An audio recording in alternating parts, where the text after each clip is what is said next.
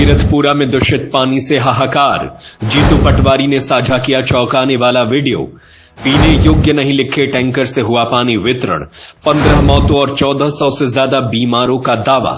जिम्मेदारों पर गैर इरादतन हत्या की मांग। इंदौर के भागीरथपुरा इलाके में दूषित पानी पीने से मचे हाहाकार पर मध्य प्रदेश कांग्रेस अध्यक्ष जीतू पटवारी ने सरकार और प्रशासन को कटघरे में खड़ा किया है। पटवारी ने एक वीडियो जारी किया है जिसमें साफ दिख रहा है कि जिस टैंकर से लोगों को पानी दिया जा रहा है उस पर बड़े बड़े अक्षरों में पीने योग्य नहीं लिखा है। इसके बावजूद स्थानीय लोगों को वही पानी पिलाया गया है।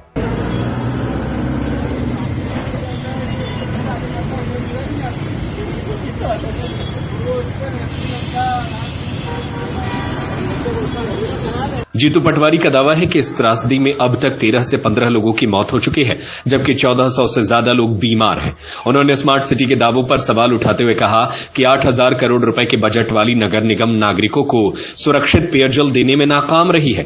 पटवारी ने मुख्यमंत्री डॉक्टर मोहन यादव, जिम्मेदार अधिकारियों और इंदौर महापौर पर गंभीर लापरवाही का आरोप लगाते हुए उनके खिलाफ गैर इरादतन हत्या का मामला दर्ज करने की मांग की है। आदरणीय इंदौर वासियों, ये 15 लोगों की मौत जहरीले पानी से होना, अगर इसके लिए दोषी किसी को ठहराया जाए तो नेचुरल है, स्वाभाविक है कि सत्ता का अहंकार और भ्रष्टाचार इसका सबसे घातक हथियार है। इन हत्याओं में ये हत्याएं हुई है। और मैं मानता हूं कि अभी महापौर जी की, कैलाश विजयवर्गीय जी की जनप्रतिनिधियों की कल एक मीटिंग हुई इंदौर के रेसिडेंसी पे, तो उन्होंने, महापौर जी ने कहा कि कलेक्टर हमारी नहीं सुनते हैं, कमिश्नर हमारी नहीं सुनते हैं, अधिकारी हमारी नहीं सुनते हैं। फिर कैलाश विजयवर्गीय जी ने भी कहा कि कोऑर्डिनेशन की कमी है अधिकारी और महापौर जी में।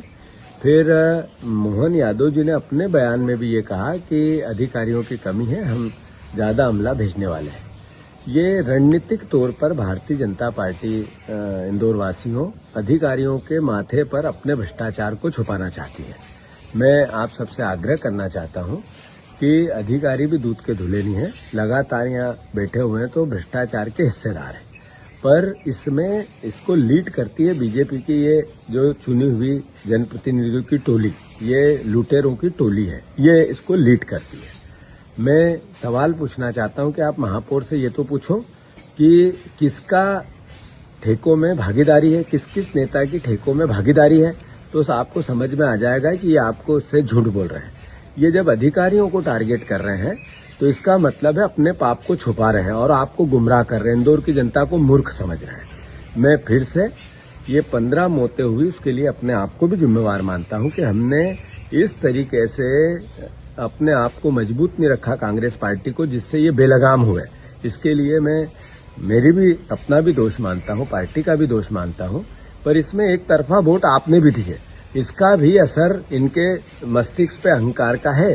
तो मैं सारे इंदौर के परिवारजनों से आग्रह करता हूं, ये राजनीतिक विषय नहीं हो सकता, पर हमारे इंदौर ने मध्य प्रदेश की अर्थव्यवस्था में 20% का हिस्सा दिया है, 20% का हिस्सा दिया है, और हमें उसके बदले सिर्फ 3% पैसा इंदौर के विकास के लिए मिलता है।